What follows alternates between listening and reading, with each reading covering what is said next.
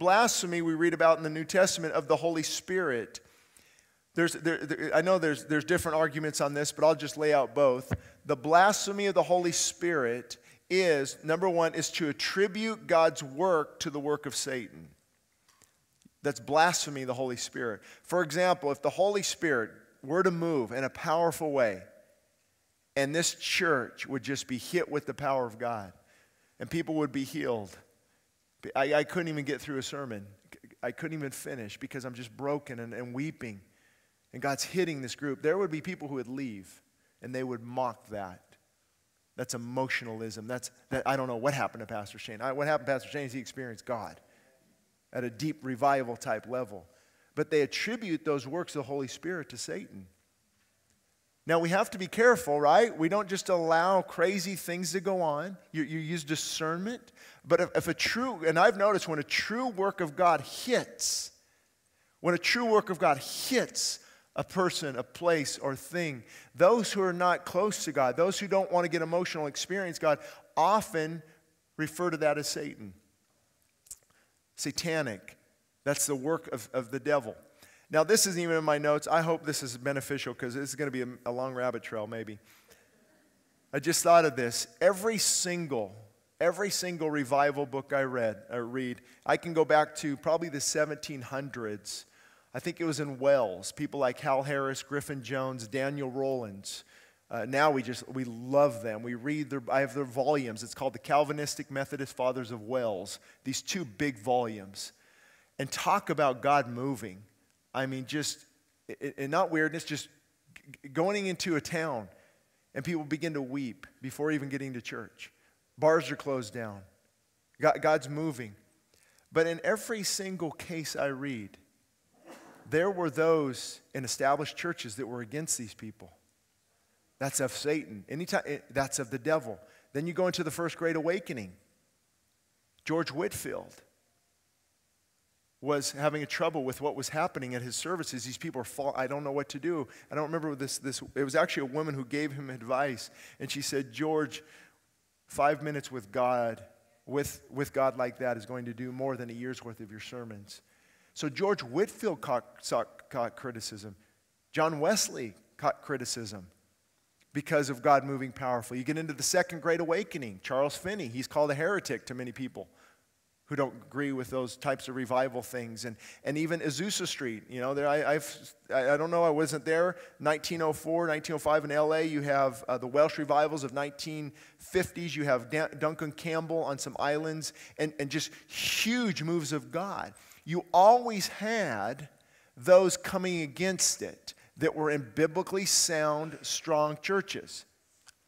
And there are some today, it's interesting, that would call what I'm talking about heretical, or they would mock it from churches close to here in LA. They would mock it. But yet they quote George Whitefield in their sermon. They'll quote Jonathan Edwards in their sermon. But had they lived when that revival broke out in Massachusetts under Jonathan Edwards, they would have called him a heretic. Or they would have said the devil is moving. But see, now they quote him. See, they're always attributing the works. Here's why, because they themselves have not experienced revival of the heart. They are hard, they are rigid, and they are arrogant.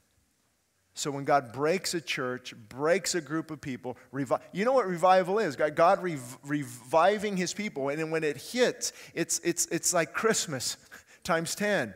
It's just, people are just broken before God, and people do get upset because they're not comfortable with that.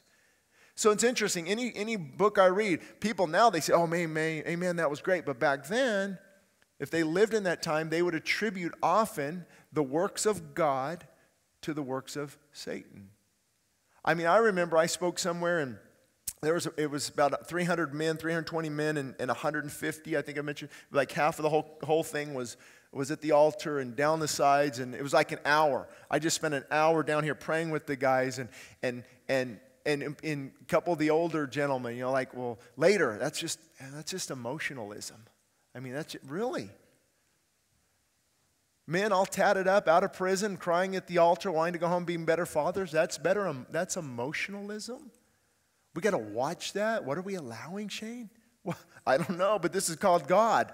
This is God move. Because see, when an earthquake shakes your home, you're going to run outside, right? If you see there's a fire, kids, there's a fire in the house, let's get outside. So when you experience God, how is that any different?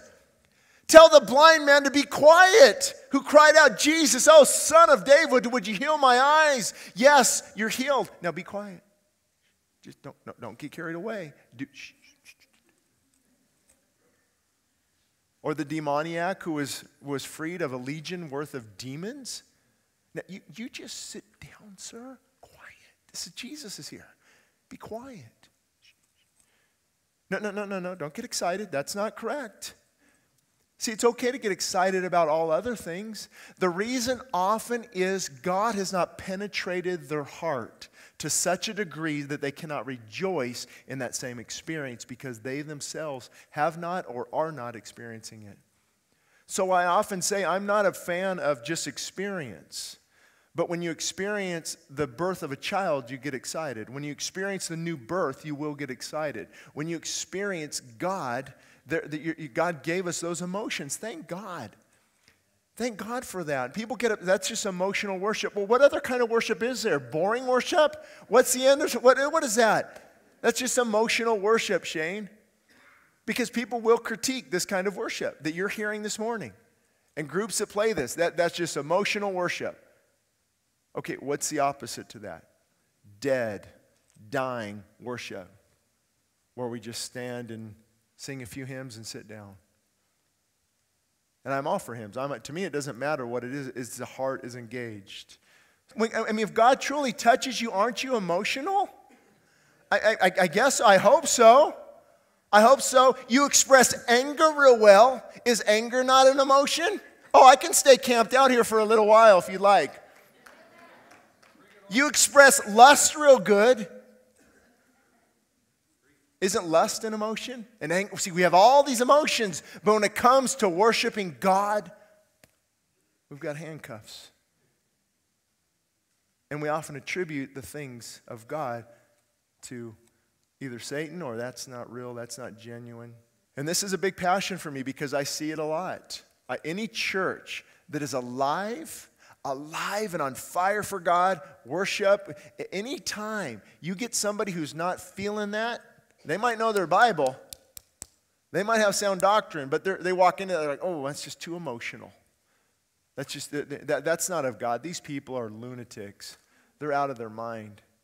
Wait a minute, we're fasting, we're praying, we're loving our spouse, we're loving our kids, we're changing. Our hearts are changing, we're becoming united, we want more of God. That's not of the devil, sir. You might have the wrong spirit in you yourself.